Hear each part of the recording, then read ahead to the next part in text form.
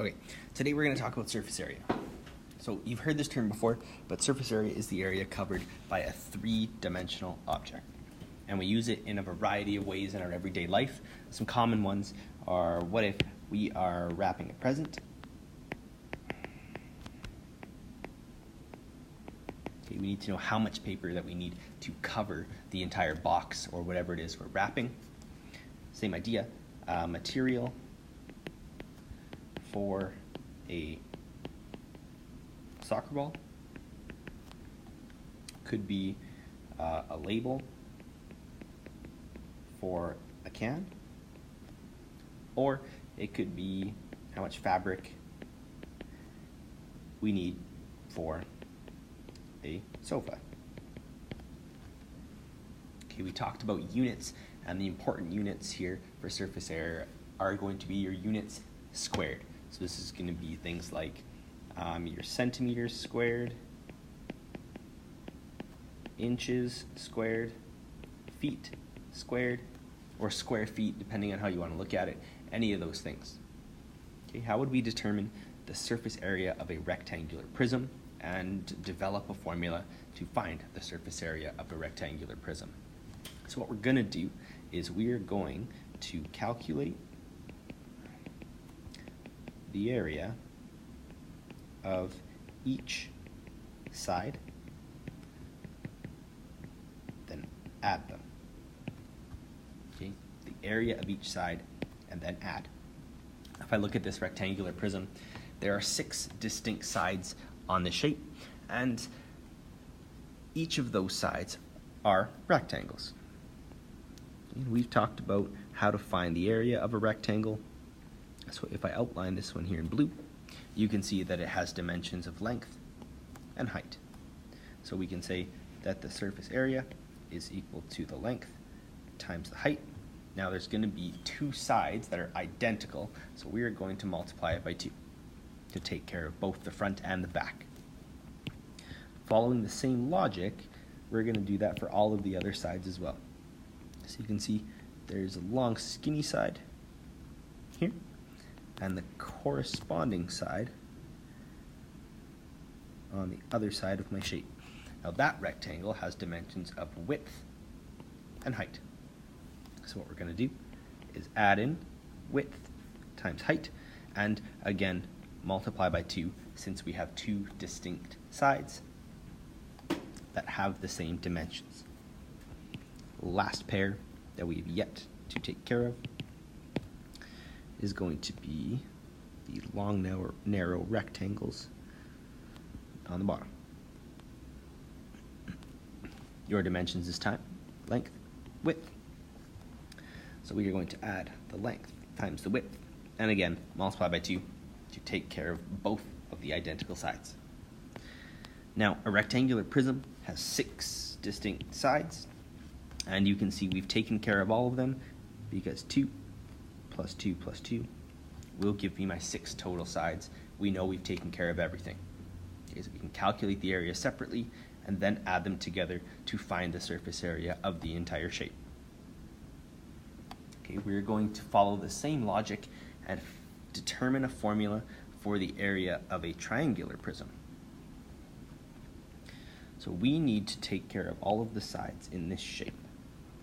So let's start by taking a look at this rectangle outlined in purple.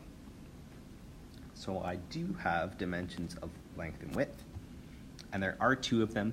There is another one on the back side of this prism. Just outline it here. So you're going to notice that the surface area is going to be 2 times the length times the width.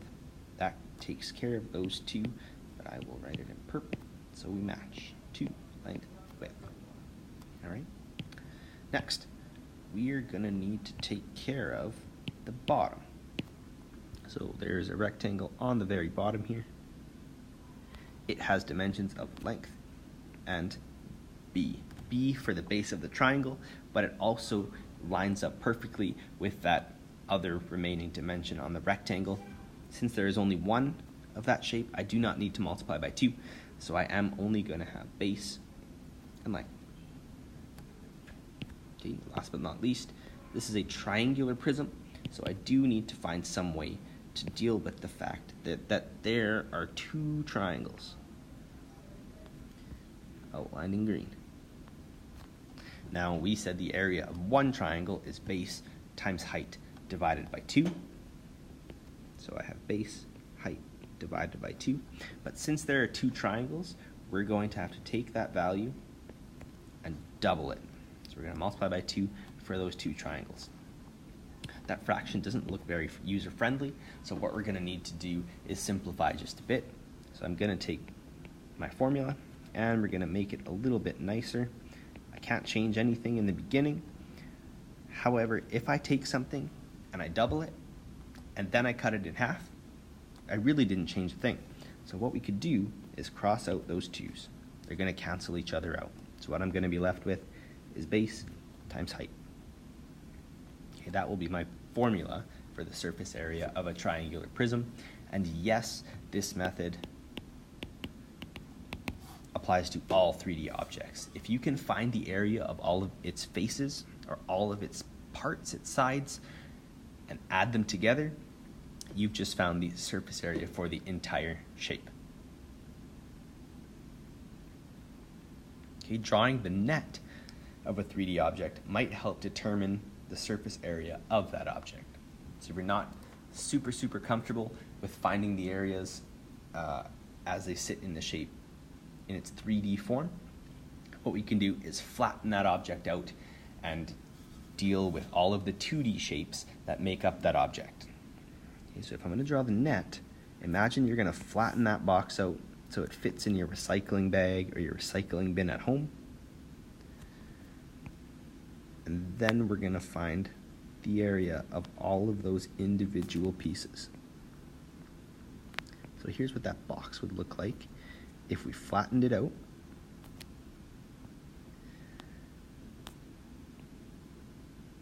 And remember that a rectangular prism's got 6 faces. So my net should also have 6 shapes. Now we're going to translate all of these measurements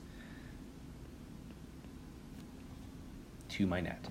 I know my rectangular prism is 7 meters high, so that largest rectangle in my net also has to have a height of 7. Okay, the same logic. I can transfer over the dimensions for my other shapes.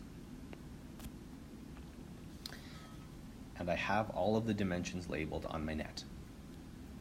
Okay, from there, we're going to need to find the areas of all of the individual pieces using the exact same formula we came up with in the previous example.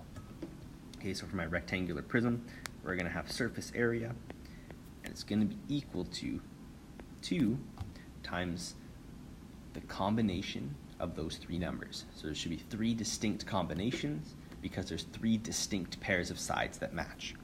So I'm going to have first 6 meters times 4 meters. That will take care of these small rectangles. We are also going to have to add 2 times 7 meters times 6 meters. Okay, so my 7 by 6s are going to be 2 of those rectangles on the opposite sides. So really what it should be, I put an X in the wrong one here, because they're going to be opposites. And lastly, we're going to have 2 times my 7 meters by 4 meters. Okay, and that will take care of my other 2 rectangles. Okay, if I grab my calculator and start to do a little bit of button pushing, we are going to get 48 meters squared plus 84 meters squared plus 56 meters squared. And when you add all of those together, you're going to get 188 meters squared for the entire prism. Okay, so 188 meters squared. Following the same logic, we can do the exact same thing for a triangular prism. So let's go ahead, visualize what that shape will be like when we break it apart. So I'm going to have a rectangle in my base. Okay, it's going to be a little long and narrow. There are going to be two rectangles that are larger that come off of that central rectangle. And they're going to be identical on either side. There's also going to be two triangles that come off the top. And someone is banging on the door. Hello.